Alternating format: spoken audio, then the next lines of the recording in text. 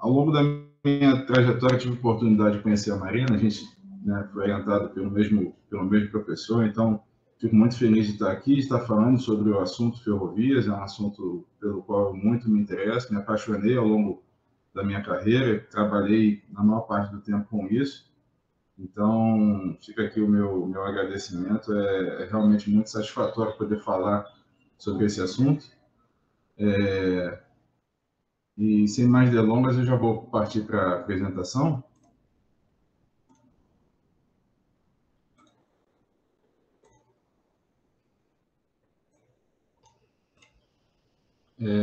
Eu já não consigo mais vê-los, só queria saber se a minha tela está sendo exibida, por gentileza. Está sim. Ok, obrigado. Bom, então, hoje eu estou aqui para conversar com vocês um pouco sobre os componentes da infraestrutura ferroviária, né? Então, estou falando de modo geral, né, mas mais especificamente hoje, a gente vai conversar aqui sobre os elementos da infraestrutura e da superestrutura, né? A gente tem essa segmentação, eu vou falar um pouco mais sobre isso mais à frente, mas sobre o que são esses dois componentes, quais são os elementos que constituem, né, de uma forma um pouco superficial, rápida, mas mostrando tudo que compõe esses dois elementos e é como se fosse uma espécie de voo panorâmico sobre esse mundo da super e da infraestrutura. Okay? Então, eu sou o professor Marcos Cardoso, como já foi dito.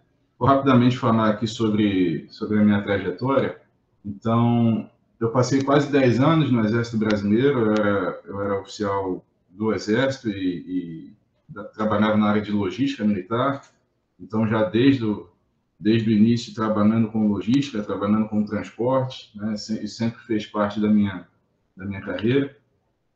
Na sequência, terminei a graduação e fui fazer o mestrado no Rio de Janeiro. Decidi fazer o mestrado em engenharia de transporte.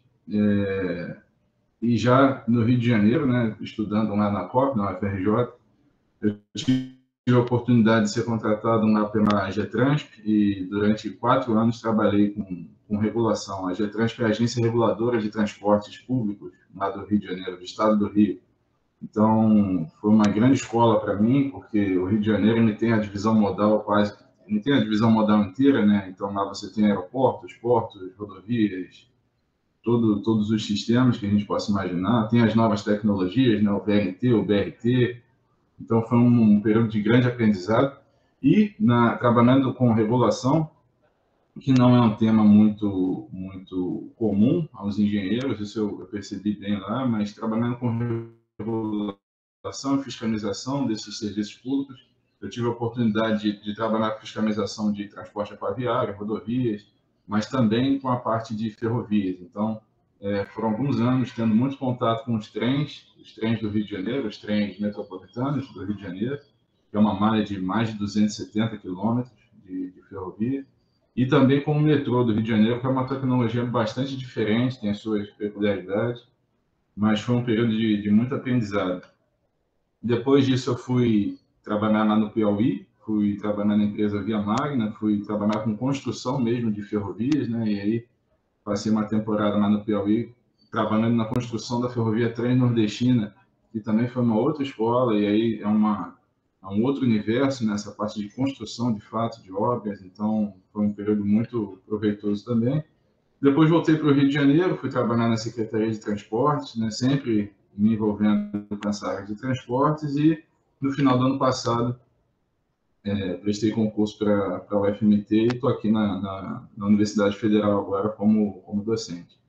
Tá bom? Então, nessa trajetória, quase sempre envolvido com transportes e, na maior parte do tempo, envolvido com ferrovias, de fato. Então, hoje a ideia é conversar com vocês aqui um pouco sobre os componentes dessa infraestrutura ferroviária, como eu disse. Em linhas gerais, a gente vai discutir um pouco sobre essa fotografia aqui, né? Esses elementos que compõem infra e superestrutura, né? Que é o que recentemente a gente tem chamado de pavimento ferroviário.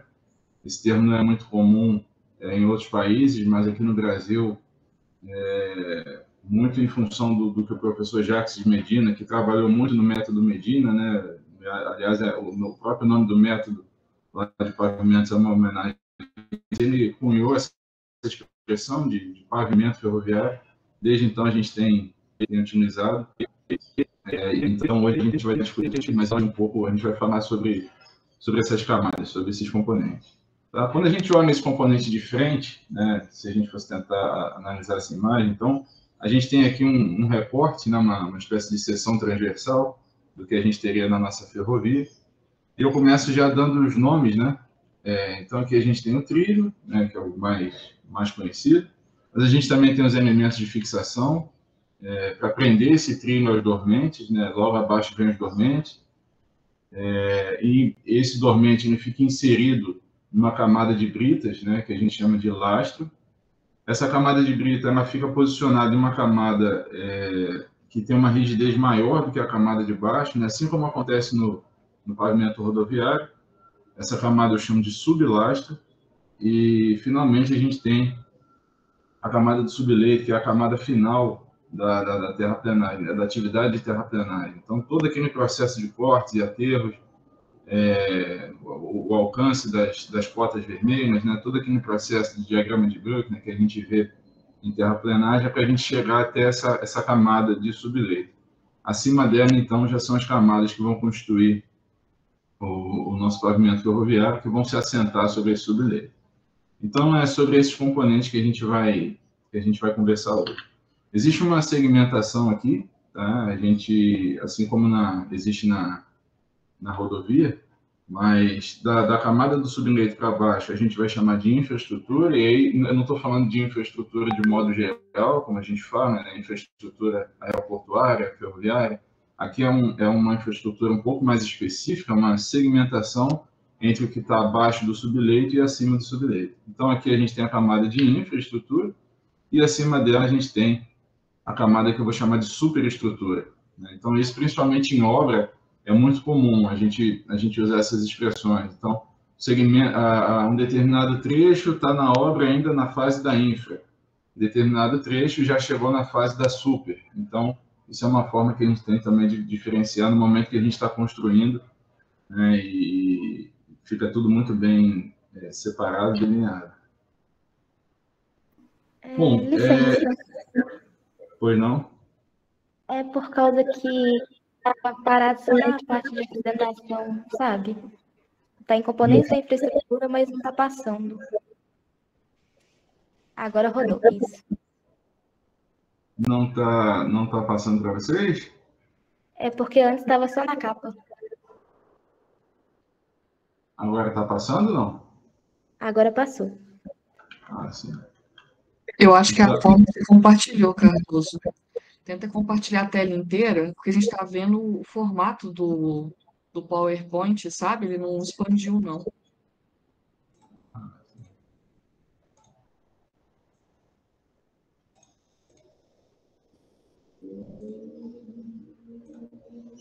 Agora foi?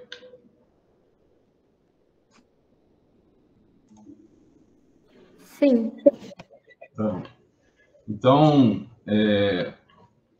vamos aqui, né? Então, a gente tem a divisão aqui entre infraestrutura e superestrutura, tá certo? E...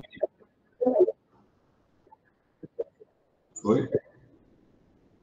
Tá bom. Pessoal, eu não consigo vê-los, então, se qualquer coisa, vocês podem avisar, tá? Mas vocês estão vendo essa tela da superestrutura e da infra, né? Sim. Tá bom. Ok. Então, avançando agora para a grade, tá? Eu tenho aqui que a grade da via férrea é constituída pelos trilhos, pelos dormentes e pelas fixações. Ela recebe as solicitações dos veículos que utilizam a via. Tá? Então, é essa grade que, na verdade, vai receber essas primeiras cargas e vai transmitir para as camadas inferiores, assim como acontece numa rodovia, até que essa carga chegue, então, à camada do subleito. Tá bom? E aí existem alguns componentes aqui nessa grade que é justamente o que eu vou apresentar aqui para vocês. Né? Existem algumas a gente já viu no slide anterior, a camada de lastro, os dormentes, os retensores, os trinos, conjuntos de fixação, para a gente fixar esses trinos aos dormentes, e as tábuas de junção. Tá? Então, vamos discutir um pouquinho sobre cada um desses elementos. Tá? Então, começando aqui pelos trilhos, né? O trino, que é essa peça metálica, que ao longo do tempo passou teve diferentes formatos, né? Ao longo do tempo, ele passou por uma série de modificações até que ele chegasse a ter esse formato que de fato ele tem hoje. Tá? E desse trino a gente já começa a discutir um dos pontos que eu considero principal dentro de uma ferrovia, que é a distância entre eles. Né? Então, a gente já olhando para o trino, a gente tem uma das principais definições que vai definir, na verdade, quanto de carga eu consigo carregar nessa ferrovia, que tipo de material rodante pode rodar nessa ferrovia. Então, o nome que a gente dá a essa distância é o que a gente chama de bitola, na verdade. Então, bitola, face interna, é medida aproximadamente 1,5 cm abaixo do topo do boleto. E por que 1,5 cm? É para a gente desconsiderar os eventuais defeitos na superfície desse trino. Então, a gente considera daquele ponto que é um pouco mais baixo, a cota um pouco mais baixa que o topo do boleto. Bom? E existem, no Brasil, basicamente 3 tipos de bitola. Né? No mundo, mais praticados, esses 3 tipos de bitola. Existem outras, mas aqui no Brasil, o que a gente tem muito comum é a bitola métrica, né, que é onde você tem a distância de 1 metro entre esses 2 trilhos. A bitola padrão, que ela tem 1,435 metros, é mais usada em alguns metrôs aqui no Brasil. E a bitola larga, né, que é quando você tem essa distância superior a 1,5 metro. No Brasil, a bitola larga ela vai ter a distância de 1,60 m, né, entre as 2 faces do trino. Então, são os 3 tipos de bitola que a gente encontra por aqui. Existem possibilidades da gente fazer uma fusão entre as duas, né, a bitola larga e a bitola estreita, ou seja, na mesma fiada de trinos de grade, a gente posiciona trinos a 1,60 m uns dos outros, né, e a 1 metro também, de modo que eu consiga colocar material rodante que tem a bitola larga e material rodante que tem a bitola estreita. E nesse caso, a gente chama isso de bitola mista. A gente também tem muito disso hoje, principalmente nessas ferrovias novas que estão sendo construídas, a gente vê muito a presença da bitola mista. Existem, como eu disse, vários outros tipos de bitola, com tamanhos diferentes, se a gente for olhar para o mundo inteiro, mas essas duas aqui no Brasil são as mais presentes, né? A bitola métrica e a bitola larga de 1,60 m. Tá?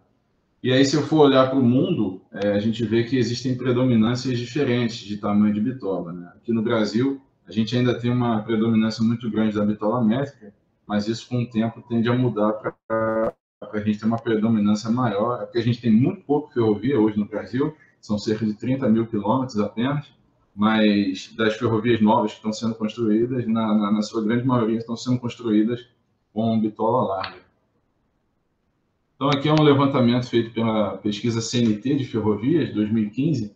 Foi o último ano que a CNT fez esse levantamento, foi feito em 2011, 2015 foi o último ano. A gente vê, de fato, que várias ferrovias, hoje os nomes já não são esses, né, mas a gente vê as principais ferrovias de carga aqui no Brasil, e a diferença entre o que a gente tem de bitola larga, bitola estreita e bitola mista. Então, a gente ainda vê, de fato, uma predominância muito grande de bitola estreita aqui no Brasil. Lá onde eu estava, por exemplo, na Transnordestina, é bitola larga. Os trens metropolitanos, né, na sua grande maioria, são de bitola larga. Metrô, bitola larga. Mas, para muitas ferrovias de carga, a gente ainda tem essa predominância da bitola estreita. Então, os primeiros trinos eles eram de madeira, quando a gente começou ainda a ter as primeiras concepções ali do que seria o transporte ferroviário, do que viria a ser, ainda lá nas minas de carvão, na Inglaterra. Né? Então, eram peças de madeira mesmo posicionadas no chão, de modo que as rodas dos veículos pudessem transitar ali dentro sem cair. Depois isso foi transformado para chapas de ferro fundido, para dar maior estabilidade, e só por volta do ano de 1836, na verdade, que o Charles Vignoli criou esse modelo de trilho. Na verdade, hoje, o nome do trilho é uma homenagem ao seu criador, né? Então, a gente fala que esse é o trilho do tipo Vignoli, que ele tem esse formato que a gente utiliza até hoje, na verdade. Esse tipo de modelo, então, de trilho, ele tem essa parte de cima que é um pouco maior, essa cabeça dele que é um pouco maior, que a gente chama de boleto, que ela vai ser responsável por receber a carga das rodas. Então, os rodeiros dos trens, as rodas, são posicionadas diretamente sobre ele. Ele tem que ter uma área adequada para poder reduzir a pressão e para reduzir a possibilidade de desgaste, né? Então, ele precisa ter essa geometria justamente por esse motivo. A alma, que é a parte central um pouco mais fina, mais delgada, então ela vai conectar o boleto e o patim, que é aquela peça mais achatada lá de baixo, e a altura dele vai determinar a inércia e, consequentemente, grande parte da resistência desse perfil às cargas às quais ele vai ser solicitado. E, por fim, na base, a gente tem um patim, que é a parte que vai transferir a carga para o dormente. Então, essa peça, na verdade, ela recebe a carga que vem lá do rodeiro do trem, absorve grande parte, a gente vai ver que a absorção é muito grande da carga, da tensão, e lá na base do patim, né, a gente sabe que tensão é força sobre área, então, quando você tem essa área do patim maior do que todos os outros componentes do trilho, você tem uma possibilidade de dissipar essas tensões, né, e transmiti-las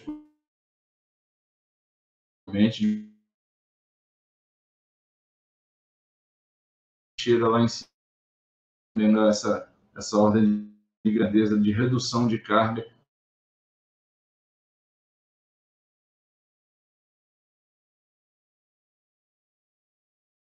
Né, que o trilho é capaz de possibilitar. O componente, né, o boleto, ele tem uma massa entre 2% do trilho, a alma de 18% a 22% é a menor parte, e o patim entre 38% e 40% do total, se a gente tiver que fazer uma distribuição de massa dele. Tá? A gente também tem um tipo de trilho que é bastante comum e está se tornando mais comum aqui no Brasil, com a chegada dos VLTs, que é o chamado trilho bilabiado, ou trilho fenda. Esse é um tipo de trilho bem interessante, ele é muito parecido com o primeiro, só que ele tem essa fenda na lateral dele, né, que é um espaço para a flange do rodeiro poder passar por ali. Então, o que acontece é que num trilho convencional, ele fica para cima do solo, né, como a gente está acostumado a ver. Os rodeiros são posicionados, então, dessa forma, né, e aqui você não consegue ter tráfego de veículos, de pessoas, né, porque há uma estrutura realmente que está acima do solo. No trilho fenda, esse trilho ele fica, na verdade, enterrado, né? Então, o que a gente consegue ver, né, quando a gente olha para o chão, é, na verdade, só a parte de cima do boleto, a cabeça dele, e a própria fenda em si. E por que esse tipo de trilho ele funciona dessa forma? Para que a gente consiga colocar esse rodeiro sobre ele, né, ao nível do solo. Então, aqui a gente consegue ter tráfego de veículos, né, no mesmo lugar onde passam os trens, onde passam pedestres. Então, é justamente aquela estrutura de VLT que a gente está acostumado a ver. E essa fenda é justamente para receber a flange do rodeiro, essa flange, né, que a gente sabe que o rodeiro tem, e poder estabilizar o rodeiro ali dentro sem que ele saia da via. Então, está aqui a imagem do trilho convencional e do lado o trilho fenda. Então, é um boleto com uma fenda do lado para poder receber a flange do trem. E ele fica enterrado no solo. Bom, então aqui a gente tem o trilho convencional, esse que fica para fora, né, que é o que a gente está mais acostumado a ver, né, na maior parte das ferrovias. E aqui, obviamente, a gente não pode ter trânsito de veículos. No caso do VLT já é diferente. Então a gente vê que o trilho ele fica de fato enterrado no solo, enterrado no chão. O que a gente vê ali é só a ponta do boleto e a própria fenda. Que é uma tendência que tem retornado, né? A gente vê lá essa fotografia que eu acho muito interessante, lá no Rio de Janeiro, década de 50 e nos dias atuais, né? Então, década de 50, nós tínhamos os bondes, que funcionavam já com o trilho fenda, né? E em determinado momento a gente optou por não ter mais esses bondes, as vias foram todas pavimentadas, e hoje a gente tem o retorno desses bondes já com outro nome, né? Mas é a mesma filosofia, é o mesmo tipo de funcionamento, que são os VLTs. Então, é uma tendência em grandes cidades, muitas cidades do Brasil. Aqui em Cuiabá, a gente quase teve a possibilidade de ter um VLT aqui, depois as coisas mudaram, mas em muitas cidades a gente tem visto aí, em Santos, né, a própria Curitiba já tem discutido a possibilidade de ter um VLT. Então, a gente vai ver muito trino bilabiado, trino fenda pelas cidades brasileiras aí afora. Então, independente do tipo de trilho, a função dele, a principal, é resistir os esforços que vêm das rodas dos trens e transmitir para os dormentes, né, os esforços dos materiais rodantes, do material rodante que vai transitar em cima dele. E esse esforço ele pode ser vertical, transversal ou longitudinal. E aí vem a primeira dúvida, como é que a gente pode ter esforço longitudinal, transversal, se a carga de roda ela vem de cima para baixo, né? Mas aí é muito parecido com o que a gente tem numa rodovia também. Esse dormente com um trilho sobre ele, quando você tem a roda do trem, o rodeiro posicionado ali, a carga ela vem de cima para baixo de fato, é uma carga vertical. Mas no momento em que você começa o deslocamento, né, você sai da inércia ali, você já gera um esforço horizontal, naquele sentido que está a seta da imagem. E no momento da frenagem também, né, a questão do atrito, a frenagem do veículo, você gera esforços no sentido contrário. Então, você vai gerar um esforço agora também no sentido horizontal para outra direção. Então, existem, de fato, esforços verticais e horizontais numa ferrovia. Tá? E justamente toda essa concepção de grade é pensada para que a grade consiga absorver esses esforços sem grandes deslocamentos, né? Sobre os trilhos, eles são padronizados. Hoje, basicamente, a gente tem duas instituições que vão padronizar esse tipo de trilho. Existem diferentes modelos de trilho. A gente tem nos Estados Unidos a AREMA, que é a Associação de Engenheiros Ferroviários, né, dos Estados Unidos. E na Europa a gente tem a União dos Caminhos de Ferro, né, das Estradas de Ferro, né, que é a UIC. São as duas entidades aí que vão padronizar os tipos de trilho. Então, pela UIC e pela AREMA, a gente tem alguns que são mais famosos e muito usados aqui no Brasil, que é o IC 60, né, que ele tem 60 km por metro, e na AREMA a gente tem aqui o TR-57, né, a ferrovia inteira do Rio de Janeiro, né, os trens metropolitanos, a gente utiliza o TR-57, que esse TR-57 significa que ele tem 57 kg por metro. Se a gente pudesse cortar um pedaço de 1 metro e colocar na balança, ele vai ter aproximadamente 57 quilos. E esses trilhos, eles aparecem, né, em manuais como o DENIT, da antiga Valec, hoje em FSA, mas são trilhos que a gente usa aqui no Brasil também. Eles são padronizados por essas instituições, mas a gente também utiliza aqui no Brasil. Tá? E aí, olhando para os trilhos da AREMA, né, os TRs, a gente vê aqui algumas especificações deles, né? Então, o TR-57, por exemplo, ele tem aproximadamente 57 quilos por metro, ele tem uma área de mais de 72 centímetros quadrados, aqui a gente tem a altura, a largura, tudo isso para que a gente possa fazer alguns cálculos nas etapas de dimensionamento e saber que tipo de trilho eu preciso ter para a minha ferrovia para suportar as cargas às quais ela vai ser submetida. Então, aqui a gente tem uma fotografia de um antigo trilho aqui, que era fabricado na nossa Companhia Siderúrgica Nacional. Hoje o Brasil não fabrica mais, né? A gente parou de fabricar trilho ali nos anos 90, mais ou menos. Mas quando a CSN produzia, a gente via ali aquela inscrição, né? Você vinha ali CSN Brasil e tinha a inscrição dele, TR-68, ou seja, um trilho 68. Ele tem, nesse segmento de 1 metro, ele pesa 68 quilos, né? E algumas outras informações que são trazidas no trilho também. O aço do trilho, então o trilho ele vai ser de aço, né, obviamente, é o material que oferece as maiores vantagens, né, para o emprego e a fabricação dos trilhos. Então o aço ele tem uma elevada tensão de escoamento, ruptura, a composição química dele é uniforme, né, isenção de inclusões não metálicas, vazios e trincas térmicas, então é o melhor material que a gente tem para a utilização em trilhos.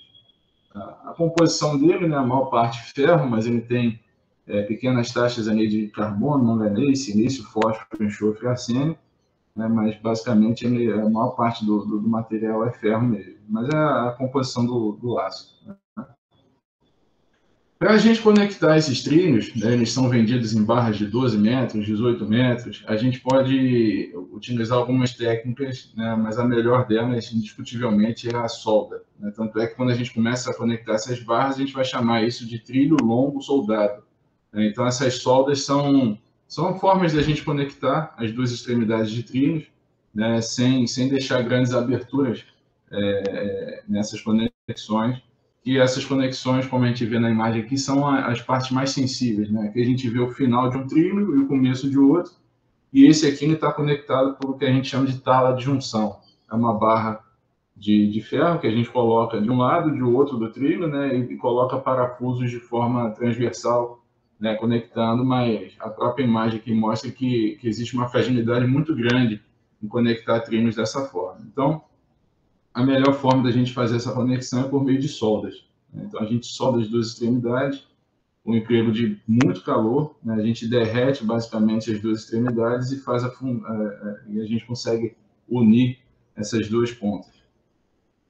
Então, hoje no Brasil, a gente tem, no mundo, na verdade, né? A gente tem basicamente 3 tipos de formas de fazer essa solda.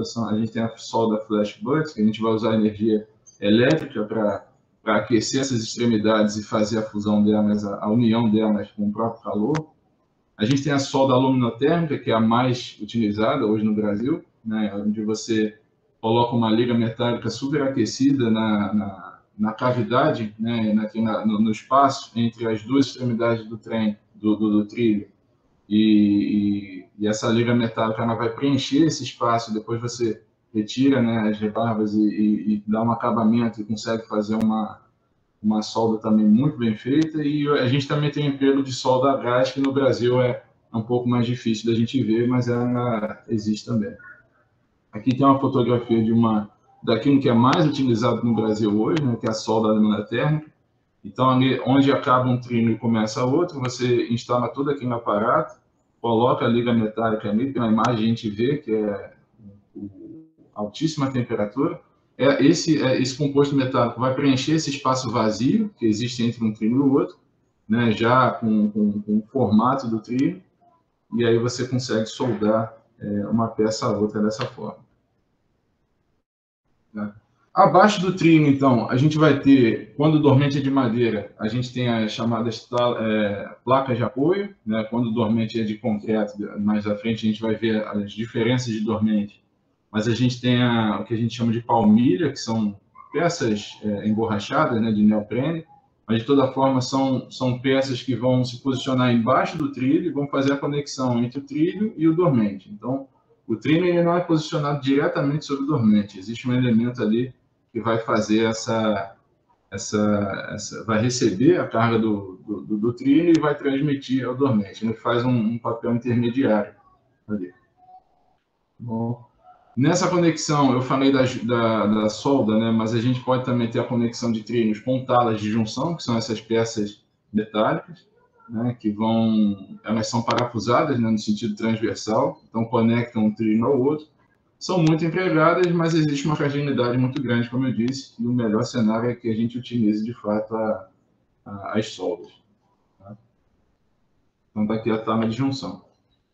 Depois, a gente tem, para conectar esse trilho junto com a sua placa de apoio ou a palmilha que seja aos dormentes, a gente tem os conjuntos de fixação, tá? Que podem ser de vários tipos. Né? Então, hoje, a gente tem fixações que são rígidas, são fixas, são elásticas, né? A gente vai ver um pouquinho de cada uma delas, mas são essas peças que vão prender, na verdade, esse trilho até a estrutura do dormente. Então, eles são presos ali pela base do patim do trilho. Né? Então, eles ficam fixados por intermédio dessas peças que são as fixações. Tá bom? Então, como eu disse, essa fixação ela pode ser rígida, elástica ou semi-elástica. Então, lá nos primórdios, o que era utilizado, na verdade, nas primeiras ferrovias, quando os americanos, por exemplo, tiveram a conquista do Oeste, levando as ferrovias para lá, há muitos anos atrás, o que era empregado, basicamente, era o prego de linha. Né? Então, esse prego ele tem uma cabeça chata, né, e ele era pregado, de fato, nos dormentes de madeira, né, e essa cabeça dele prendia o patim, como a gente vê nessa imagem aí, e de um lado e de outro, né, e o trino ficava preso dessa forma. Era a solução mais óbvia.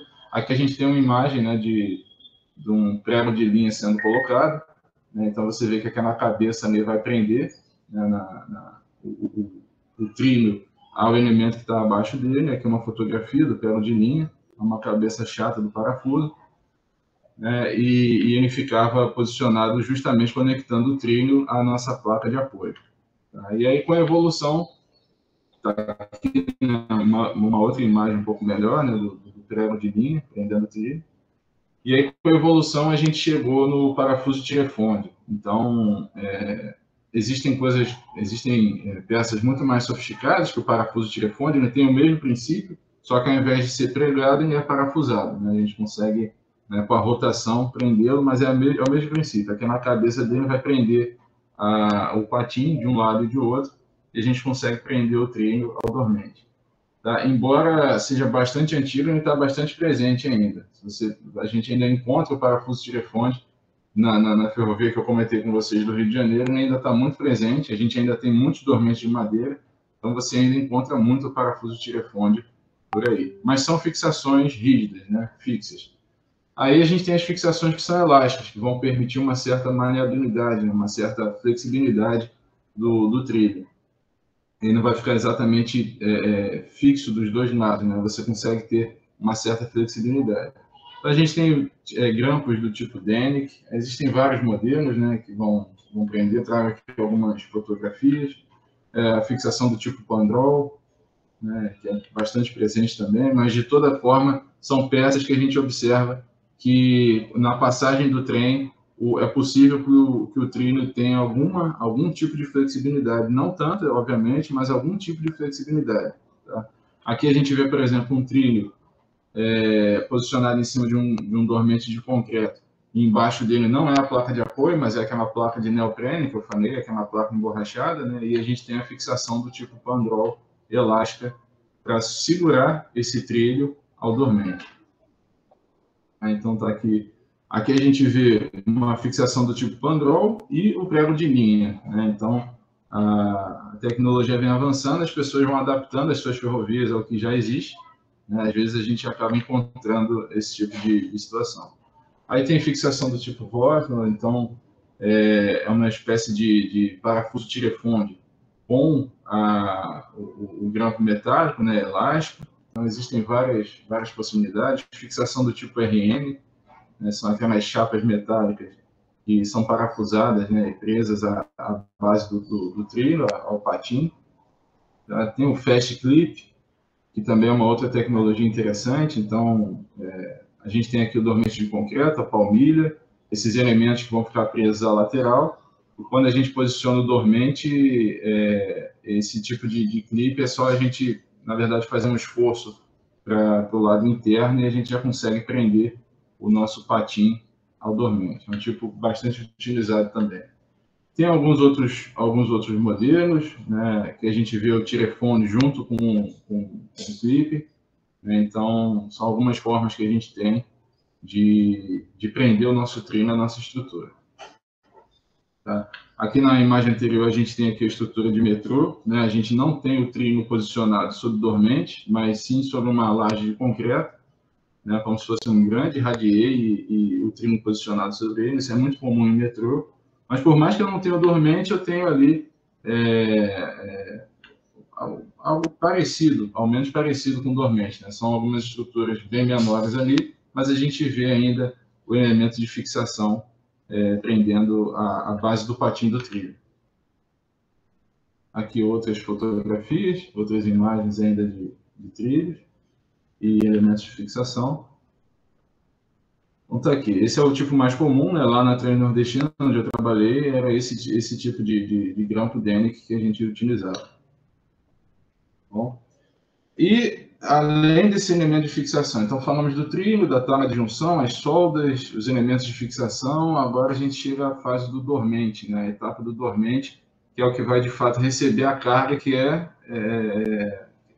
quem recebe primeiro a carga é o trino, ele passa a placa de apoio ou a palmilha, e a palmilha, então, ou a placa de apoio vai passar para o dormente essa carga, já numa ordem de grandeza bem menor.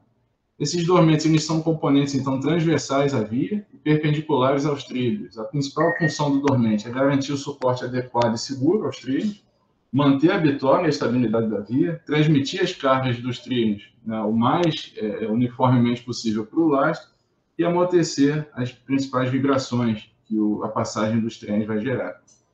Esses trilhos, esses dormentes, eles podem ser hoje de concreto, que são os mais utilizados na atualidade, mas ele também pode ser de aço, pode ser de plástico, é um polímero especial que a gente utiliza, e ele também pode ser de madeira. Hoje a gente já não vê tanto, até por uma questão ambiental, a gente já não vê mais tão presente o dormente de madeira nas ferrovias novas, mas nas antigas ele ainda é bastante presente. Então está aqui o dormente de concreto, né, para fixação do tipo pandrol. Então, ele pode ser monobloco armado, ou pode ser bibloco. A gente tem aqui algumas imagens. Né? Monobloco, quando é uma peça única, bibloco, quando ele só tem a parte de concreto nas extremidades. Né? Então, metrô do Rio de Janeiro, por exemplo, os dormentes são do tipo bibloco. Né? Você só vê o concreto nas duas pontas e no meio é só a estrutura metálica. A vantagem do dormente de concreto é que ele é mais pesado, então ele vai trazer mais estabilidade à via. Ele tem uma ótima capacidade isolante para as linhas que são sinalizadas, e a gente não vai falar disso aqui, mas existem circuitos de via, existe uma série de circuitos elétricos, eletrônicos que passam, né, pela via permanente. Então, o fato de ele ser de concreto é muito bom, porque ele tem a capacidade isolante.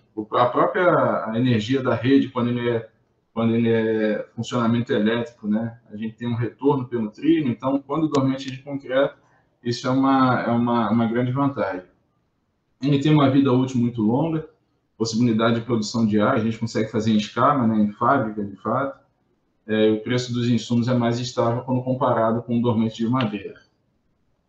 O dormente de aço são chapas metálicas com as extremidades viradas para baixo, de forma que ele possa ser, de certa forma, fincado sobre a camada de lastro, né, e preso à camada de lastro. Esse dormente de aço aqui, ele é uma tecnologia nova, a gente não vê muito desse tipo de dormente no Brasil, mas é uma tecnologia interessante.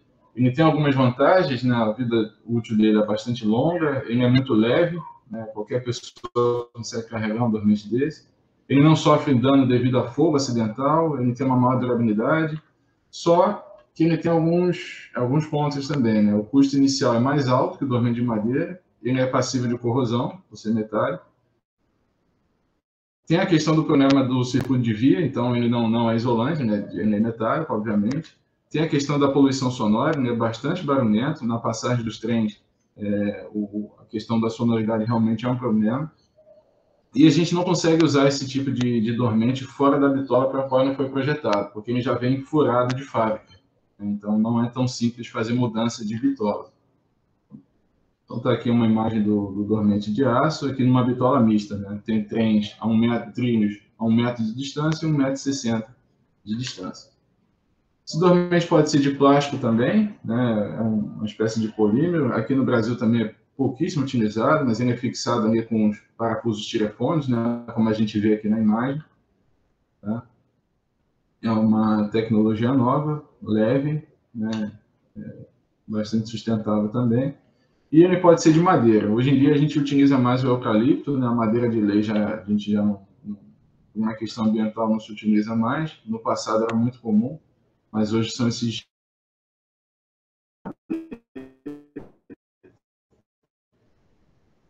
As vantagens de concreto, para a questão de você carregar e transportar, isso é uma vantagem. Ele tem uma boa trabalhabilidade por meio de serras, né? Qualquer atividade que você tem que fazer, você consegue, não precisa de uma indústria, não precisa de uma atividade muito grande para poder executar. Você, em campo mesmo, você consegue executar muitas coisas.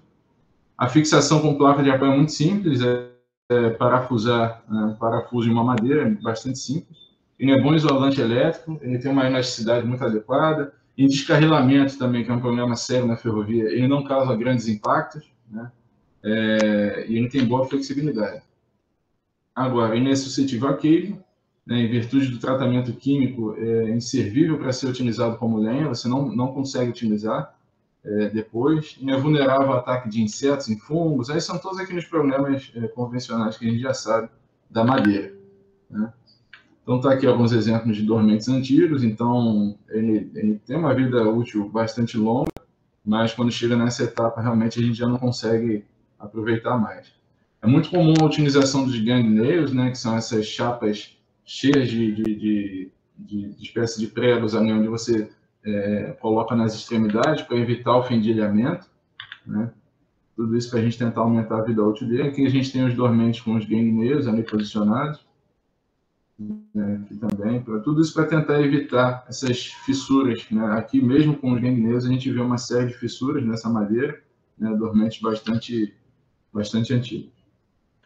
Bom, passado do dormente, então, a gente chega na camada de lastro, né, que é essa camada de brita, que suporta e oferece apoio flexível ao conjunto de trinos, fixações e dormentes. Então, essa camada de brita onde a gente vai posicionar os dormentes. Então, lastro, as principais definições e funções desse lastro.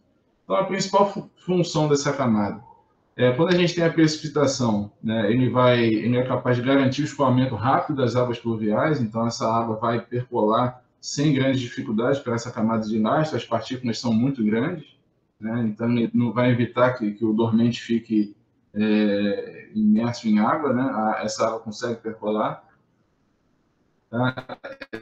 O lastro também constitui apoio elástico que atua como amortecedor das vibrações, então a carga do trem vai vibrar toda essa grade, mas ela está inserida dentro de uma camada de lastro. Essa camada ajuda nessa absorção. Tá? Ela ajuda a dissipar as pressões vindas dos dormentes, né, e transmitir de forma adequada para a camada que está embaixo dela, que é a sublastro, e permite uma rápida e eficiente manutenção mecânica ou manual.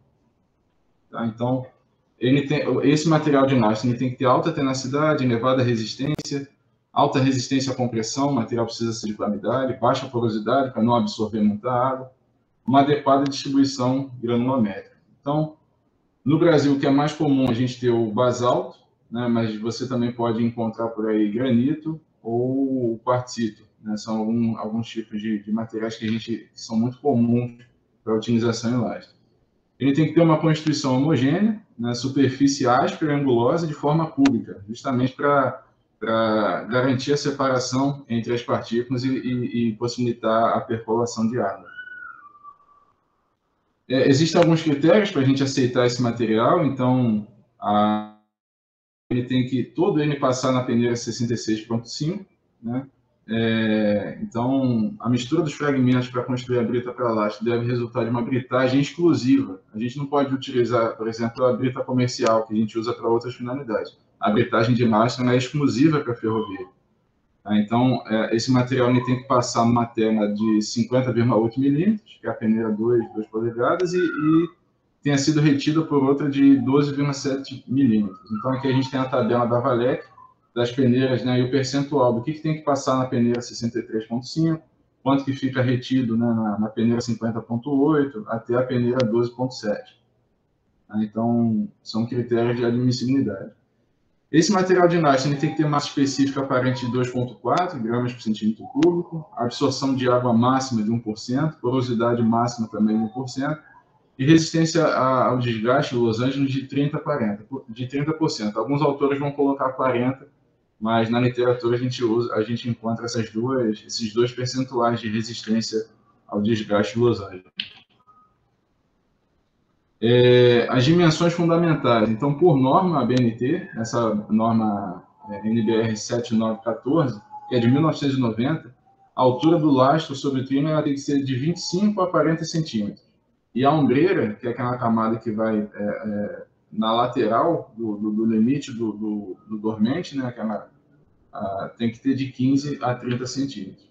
Essa norma, apesar de ser de 1990, ela ainda está em vigor, né? Se você entrar lá no catálogo da BNT, você vê que ela ainda está em vigor, então são dimensões que a gente ainda precisa atender. Né? A granulometria do lastro se altera ao longo da vida, né? Se desgastando com o tempo, e é possível a ocorrência de degradação mecânica ou química. né? E para isso a gente tem aí o índice de contaminação, é uma forma da gente garantir que esse lastro não esteja mais contaminado do que um parâmetro mínimo de aceitabilidade. Então, é fácil de calcular, a gente tem a porcentagem passante na peneira 475, que é a peneira número 4, e o percentual passante na peneira 0075. Então, com isso, a gente encontra esse índice de contaminação, né, e aí ele tem alguns balizamentos ali. Quando ele é menor do que 1, a gente vai considerar que esse lastro está limpo, entre 1 e 10, moderadamente limpo, e ele vai até o altamente contaminado, quando ele está acima de 40. Então, ao longo do funcionamento de uma ferrovia, a gente tem que constantemente verificar esse tipo de situação. E aí não é o escopo do que a gente está tratando aqui hoje, mas existem formas da gente lavar esse lastro, da gente retirar esse material, né, já é uma atividade de manutenção, né, de manutenção da via permanente. Para a gente manter esse lastro de forma adequada, a gente tem que fazer o que a gente chama de socaria, operação de socaria. O que acontece é o seguinte: com a passagem constante do material rodante, o que acontece é que esse lastro começa a se movimentar e a gente cria aqueles bolsões embaixo do dormente. Os bolsões, eles não podem existir, a gente precisa trazer essa camada de brita de volta para aquele espaço, para que ele ocupe, de fato, e ele esteja sempre em contato com a base do dormente. Esse bolsão vai aumentando se a gente não fizer nada. Então, a operação de socaria, ela consiste no quê? Aqui a gente tem as tensões, que são geradas pelas cargas dos trens, né? E quando esse lastro começa a se movimentar e descer, se desconectar da base do dormente, a gente usa esses instrumentos, que a gente chama de socaria, ou a atividade é soca, onde a gente enfia alguns garfos embaixo do dormente e, por vibração, esse material ele tende a retornar à superfície, né? Ele vai subindo e ocupando aqueles espaços novamente. Tá? Essa socaria ela tem que se dar apenas embaixo dos trechos onde ficam os trilhos, tá? Não é embaixo de todo o dormente, porque esses bolsões eles vão aparecer aqui, nesses locais, né? Então, são esses locais que a gente precisa fazer a socaria. E na faixa central, a gente tem que deixar uma faixa sem soca, porque se a brita que tá sofrendo essa degradação está só nas extremidades e a gente faz essa socaria no centro, a gente pode acabar aumentando essa região central sem a necessidade, criando uma espécie de gangorra. Então, a socaria fica só realmente embaixo dos trilhos, né? Não na região central. Essa faixa sem a soca, ela está normatizada também, né? Então, a depender da bitola, a gente precisa deixar uma faixa central que vai de 30 a 40 centímetros, a depender da bitola. Tá bom? Então, está aqui uma imagem de uma socaria funcionando, uma socaria já mecanizada. Ela pode ser manual ou sendo feita com essas grandes máquinas, como a gente vê aqui. Os garfos, então, eles entram, né, entre os dormentes e eles fazem aquela vibração, trazendo essa brita de volta para baixo do dormente, desfazendo aqueles bolsões que se formam. Bom, agora a gente vai para a região do sublastro. O sublastro é uma camada suplementar ao lastro. Tá? Em algumas ferrovias antigas ela nem existia, tá? Mas ela precisa existir. Então, o sublastro ele vai complementar o lastro, é uma espessura necessária para a dissipação das pressões oriundas das rodas, né? Então, ele vai ajudar, ele vai contribuir nessa dissipação da carga. Tá? Ele tem que apresentar uma granulometria intermediária entre o lastro e o subleito. Ele fica numa região intermediária, tá bom? A função dele, então, é complementar o lastro, evitar que o lastro venha a ter uma espessura excessiva, muito parecido com o que a gente tem lá na base, subbase, né, o conceito da subbase. Ele serve como uma camada de apoio de lastro, e apresenta maior capacidade portante que a camada da plataforma, ou seja, ele tem características superiores ao do subleito que está abaixo dele, mas não tão nobres quanto a camada do lastro. Então, ele é uma camada intermediária. E ele vai impedir a interpenetração do lastro no solo. Então, essa camada de lastro, a pedra britada, ela direto em contato com o subleito, ela pode acabar fendilhando o subleito com a passagem do trilho, então, dos trens, né? Então, quando a gente coloca uma camada intermediária, a gente está criando uma zona de proteção. Ela também vai evitar atrito entre as partículas do lastro e a plataforma, que é o subleito, né? A plataforma da terraplenagem. E ela serve como uma camada drenante também, protegendo a camada do solo das águas de chuva. Então, ela tem uma série de funções. Então, está aqui um exemplo. Se eu retirar essa camada de sublastro, então está aqui uma seção transversal com a camada. Se eu retirar essa camada e colocar a minha camada de lastro direto em cima do subleito, o que pode acontecer? Com a passagem dos trens, essa minha camada eu vou ter uma série de cargas verticais, e essa camada de lastro aqui, nessa pressão que é espraiada, ela pode acabar fendilhando a camada do subleito, e aí tem todo aquele conceito de poropressão, capilaridade, que a gente estuda, né, nos cursos de graduação. A gente pode acabar fazendo com que esse solo ele suba, na verdade, e ele vai preencher os vazios da camada de lastro, né? Então, existe o fenômeno do bombeamento, né? E essas partículas de solo com a água, então, elas vão subir e preencher esses espaços vazios.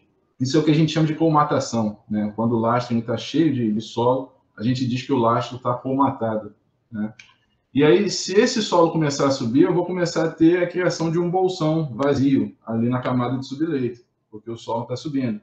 Esse bolsão vai acabar fazendo com que a minha grade desça, né? Então, se começa a ter um espaço vazio, a minha grade vai descer, e aí isso pode gerar o desnivelamento da via, tá?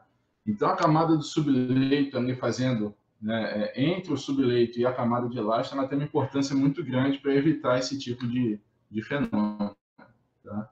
O meu sublastro tem que ter o índice de grupo igual a zero, limite de liquidez menor ou igual a 35%, o índice de plasticidade menor ou igual a 6, CBR maior ou igual a 30%, e expansão CBR também menor ou igual a 1%. Bom, são alguns critérios de admissibilidade. Quando a gente compara sublastro e subleito, a gente tem uma regrinha aqui, porque se a gente colocar esses materiais em peneiras diferentes, tá? Ambos vão passar. Tá? A gente pode ter um critério de aceitação desse sublastro, do subleito, olhando para isso aqui. Então, o D maiúsculo, né? O Dzão N, é o tamanho dos grãos do sublastro, e o Dn é o tamanho dos grãos do subleito. Se a gente conseguir atender essa regra aqui, né? Então, na mesma peneira, onde eu tenho 15% do diâmetro do sublastro passando, né? Isso tem que ser menor ou igual a 5 vezes o que passa 85% do diâmetro menor. Tá? Então, na mesma peneira, ambos vão passar. Mas o que passa do diâmetro maior, né, 15% do que passa do diâmetro menor, tem que ser menor ou igual a 5 vezes o que passa de 85% do que passa do menor. A mesma coisa eu faço para a relação de baixo. Então, 50% do que passa do diâmetro maior tem que ser menor ou igual a 25 vezes o 50% que passa do diâmetro menor. São alguns cálculos que eu preciso fazer para saber se esse material que eu estou usando no sublastro ele é adequado e ele vai se compatibilizar com o que eu estou usando do subleito, tá bom? Bom, quando a gente olha para a carga dos trens, né, se a gente imaginar um trem aí que ele tem um vagão que tem de 60 a 120 toneladas, né, a gente pode imaginar que, por exemplo, se ele tiver 100 toneladas, a gente tem 50 toneladas forças por truque, né? Esse truque, então, se ele tem 50 toneladas força, a gente vai ter aqui essa carga de material rodante dividida, né, em 25 toneladas força para cada rodeiro, né? Esse rodeiro, então, posicionado sobre o meu trilho, o que vai acontecer? Eu tenho 12,5 toneladas força, não é isso? E aí, a área de contato dessa roda, né, com o trilho, ela é muito pequena, né? Vocês já devem ter visto essa questão do contato roda-trilho. É um contato ali muito pequenininho, de mais ou menos 3 centímetros quadrados. O próprio DENIT traz uma explicação dessa dissipação de cargas aqui para a gente, que é bastante interessante. Tá? Nesse material do DENIT, a gente vê aqui o seguinte: a área da roda, do contato roda-trilho, é de mais ou menos 3 centímetros quadrados. A gente sabe que tensão é força dividida pela área. Eu tenho ali uma força, uma área de contato de 3 centímetros quadrados, eu tenho uma tensão aqui, uma pressão de aproximadamente 5.400 kgf por centímetro quadrado. Tá? A pressão que chega na placa de apoio, que é o material que está embaixo do trilho, tá? Esse contato do trilho com a placa de apoio já é um contato de 200 centímetros quadrados. Então, vejam que a tensão que chega na placa de apoio é de 32,5 kgfs por centímetro quadrado. Então, veja que só o trilho ele já foi capaz de reduzir essa tensão que é aplicada na roda do trem de mais de 5.000 kgfs por centímetro quadrado para 32. Tá? Então, você vê que só o trilho ele já é capaz de fazer praticamente um milagre aqui na redução da tensão que vai passando para a camada de baixo.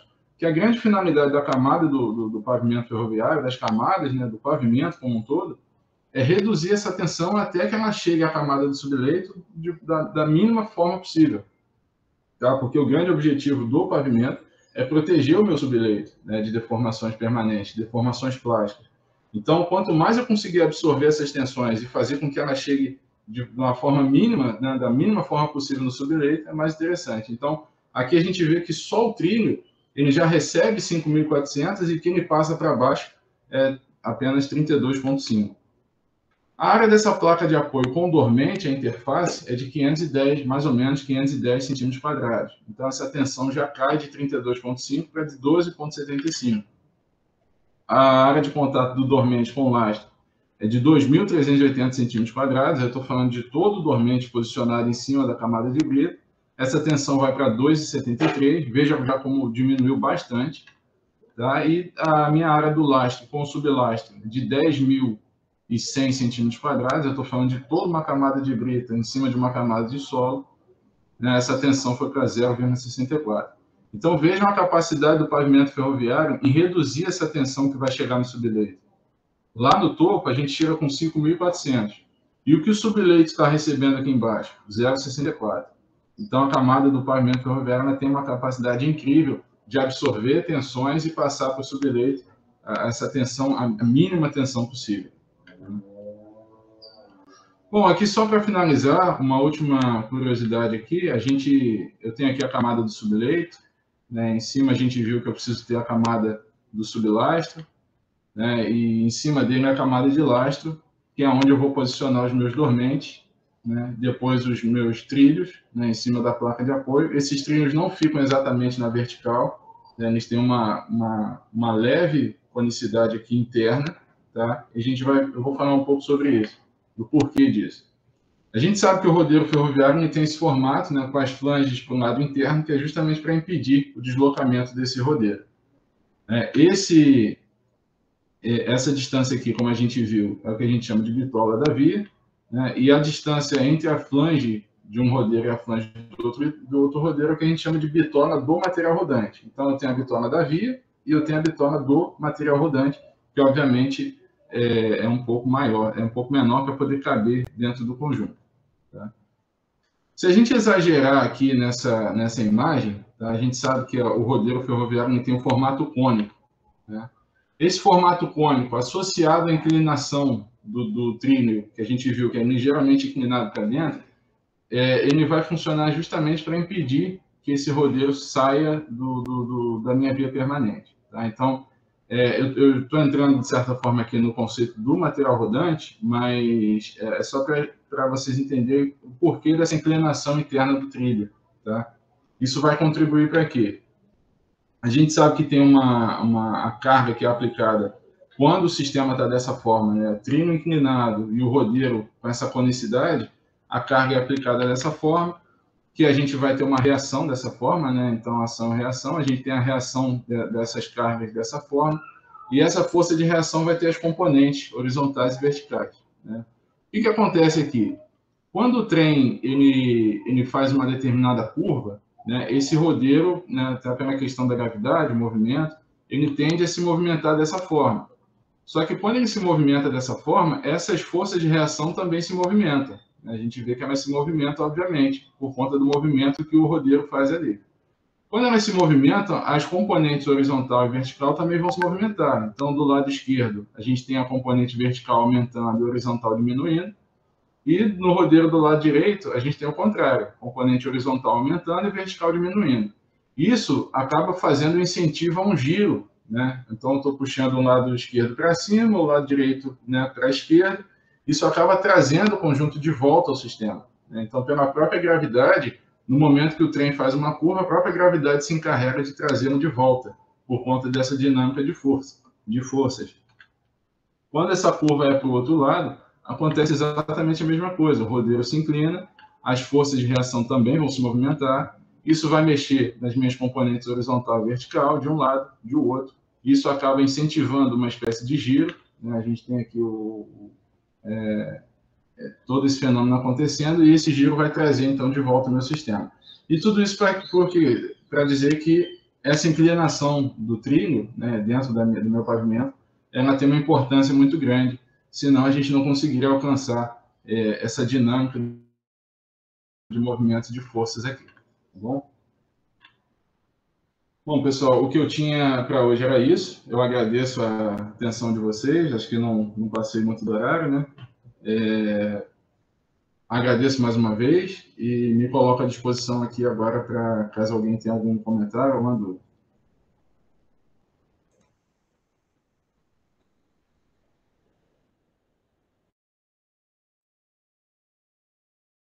Cardoso, é muito gratificante assistir a sua palestra.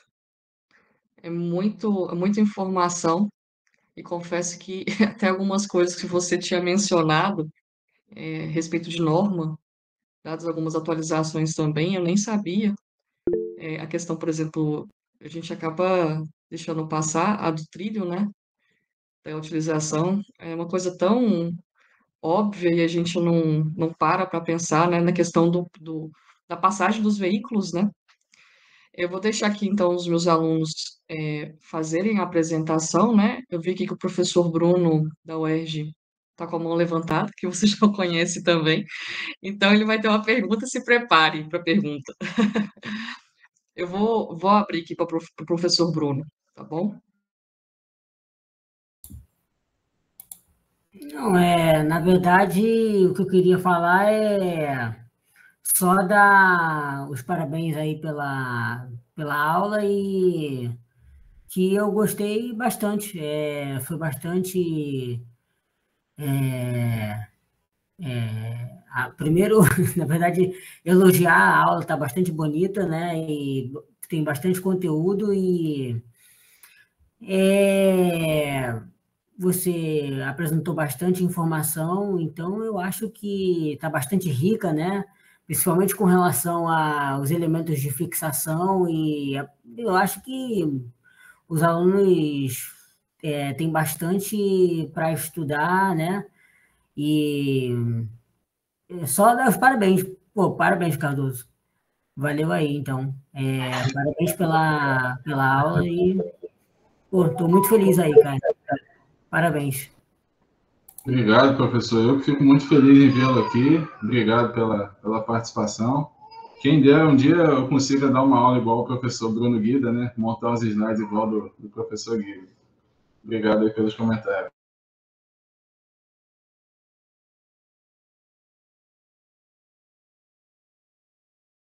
Mais alguém tem alguma pergunta?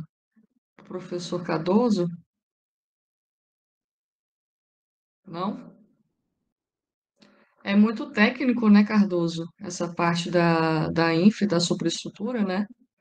E, e eu acho Sim. que o conteúdo ficou muito bem explicativo, né? Eu acho que isso reflete nessa questão de não haver perguntas, porque você explicou muito bem cada componente. E fiquei muito feliz com a sua palestra. Acredito que, principalmente, os meus alunos hoje vão ter uma noção muito melhor do sistema ferroviário, né? Dos elementos do sistema ferroviário. Então, eu estou muito grata pela sua palestra. Mais alguém gostaria de falar alguma coisa? Se não, então, mais uma vez agradeço pela palestra. Conte sempre comigo também. Espero que a gente se encontre aí nos congressos, né? Porque eu acho que é a única forma de se ver novamente, né? Se tudo der certo, vamos aí para a Ampet esse ano. Estão perguntando se a apresentação ficará disponível. Você pode encaminhar para a gente? Tá, caminho sim. Caminho para você. Ah, ótimo. E conte sempre com a gente também. A gente vai entrar em contato mais vezes em relação ao projeto para contar com a sua parceria. E quem sabe no futuro você não entra no projeto também. Nós estamos aguardando ansiosamente esse momento. Não, eu agradeço mais uma vez o convite. Sempre, como eu falei no início, é um prazer falar de ferrovias. Eu sempre conto uma história que, quando eu fui trabalhar na Getransp, meu primeiro dia, eu tinha acabado de sair da engenharia civil, não conhecia muito do mundo ferroviário, e fui trabalhar para ser engenheiro de transportes numa agência reguladora de transporte. E no meu primeiro processo, eu ouvi dois advogados conversando sobre o pantógrafo do ferroviário que engastalhou, e os advogados conversando, e eu dizendo, meu Deus do céu, não faço a menor ideia do que seja um pantógrafo, do que seja engastalhamento. E daí surgiu a minha necessidade de estudar, e eu fui buscar pós-graduação, fui buscar livros, fui buscar literatura, e, na verdade, todos nós, né, nós estudamos até hoje, a ferrovia, mas sempre tem coisas novas, existem tecnologias novas acontecendo o tempo todo, né? No Brasil, principalmente. Essa semana foi assinado o acordo Brasil e China para a gente ter a bioceânica, né, transoceânica. Então, a gente vai ter uma ferrovia que sai da Bahia de Ilhéus e vai até o porto de Xinkai, no Peru, cruzando o Brasil de leste a oeste, para que a nossa carga saia pelo Pacífico, né, e não mais pelo Atlântico apenas. Então, tem muita coisa legal de ferrovia acontecendo. Quem quiser trabalhar nessa área, assim como a gente começou lá atrás a estudar, eu incentivo bastante, porque tem muitas possibilidades legais aí no nosso país acontecendo. Então, agradeço mais uma vez o convite. Vou mandar o material para a professora Donata. E fica... A gente que agradece e, mais uma vez, muito obrigada pela nossa apresentação. Muito enriquecedora para todo mundo aqui que assistiu, inclusive para a gente, tem sempre alguma coisa para aprender. Impressionante, né? Muito satisfatório, de verdade. Cardoso, quem me dera se eu pudesse assistir todas as suas aulas. Eu assistiria. Muito, muito bom. Eu tenho certeza que eu e o Bruno vamos conversar agora e vai falar assim, caramba. Não, então, já que tem tempinho ainda, então ficou muito legal então aquela parte sobre socaria e sobre o bombeamento, mais sobre a questão do bombeamento, tanto para o efeito com relação ao lastro, que todo mundo fala, com relação à colmatação, mas também porque ao desnivelamento, né? Porque o que sobe colmata o lastro, mas também falta o material que sobe, colmata, e também falta lá embaixo no ponto de vista do sublastro. E aí gera uma falta de material que pode desnivelar. E eu nunca tinha visto, ou se falaram, eu estou pensando sempre no lastro, e não tinha pensado nessa questão do desnivelamento. E aí você falou, e aí foi uma coisa que eu, por exemplo, realmente, aí você me ensinou, porque eu só pensava na comatação.